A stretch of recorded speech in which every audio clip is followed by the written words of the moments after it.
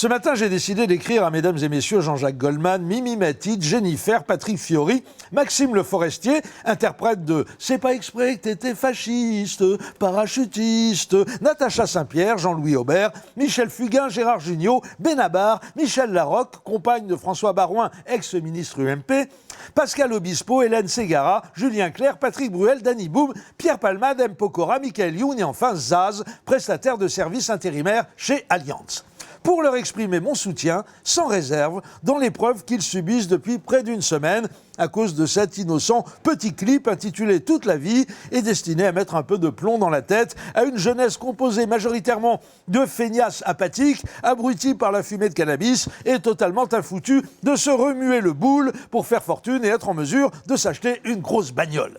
C'est vraiment pas sympa, ces gens-là prennent sur leur temps pour aider les pauvres, bénévolement qui plus est, et on les traîne dans la boue. Personnellement, ce qui m'a surpris dans cette petite polémique, à caractère nettement promotionnel, soit dit en passant, ce n'est pas que les enfoirés aient commis une chanson merdique, c'est que beaucoup de gens aient eu l'air de s'en étonner, alors que la raison d'être des enfoirés est précisément de fabriquer des chansons merdiques, ce qu'ils réitèrent avec une louable constance depuis des années. Des chansons merdiques destinées à être vendues à des pauvres, feignants et apathiques comme tous les pauvres certes, mais qui se sont quand même suffisamment bougés pour gagner de quoi s'acheter un DVD au profit de leurs congénères encore plus pauvres qu'eux et que leur paresse naturelle incite à fréquenter les restos du cœur plutôt que d'aller déjeuner chez Gagnère ou au Buchon après avoir confié leur grosse bagnole au voiturier. Et à votre avis, pourquoi sont-ils condamnés à faire des chansons merdiques dans le cadre des enfoirés? Nos amis Jean-Jacques Goldman, Mimi Mati, Jennifer, Patrick Fiori, Maxime Le Forestier, interprète de « Je crois qu'on engage dans la police », parachutiste, Natacha Saint-Pierre, Jean-Louis Aubert, Michel Fugain, Benabar, Gérard Jugnot, Michel Larocque, compagne de François Baroin, ex-ministre UMP, Pascal Obispo, Hélène Ségara, Julien Clerc, Patrick Bruel, Danny Boum, Pierre Palmade, M. Pokora, Michael Youn et enfin Zaz, prestataire de services intérimaires chez Allianz. Pourquoi, à votre avis, sont-elles vouées à être merdiques, les chansons de tous ces enfoirés avec un cœur gros comme ça sur la main qui sert à signer les chèques HSBC? Tout simplement parce que la charité business, c'est de la merde. C'est obscène et ça ne sert à rien. Et quand la cause est merdique, les chansons qui la défendent le sont aussi. C'est mécanique. Toute la vie est une chanson réac et vulgaire, c'est vrai, comme le sont tous les produits du show business de la misère.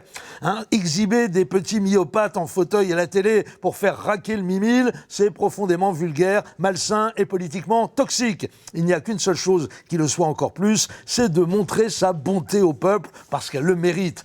Mes chers, très très chers Jean-Jacques Goldman, Mimi Mati, Jennifer, Patrick Fiori, Maxime Le Forestier, interprète de « C'est fini le travail d'artiste », parachutiste, Natacha Saint-Pierre, Jean-Louis Aubert, Michel Fugain, Benabar, Gérard Jugnot, Michel Larocque, compagne de François Baroin, ex-ministre UMP, Pascal Obispo, Hélène Ségara, Julien Clerc, Patrick Bruel, Danny Boum, Pierre Palmade, M. Pokora, Michael Youn et enfin Zaz, prestataire de services intérimaires chez Allianz. Il faut que vous compreniez une chose simple. Quand on est blindé d'oseille comme vous l'êtes, je ne parle pas de salaire de cadre moyen qui vous permettent de partir une semaine au ski par an, merci Seigneur.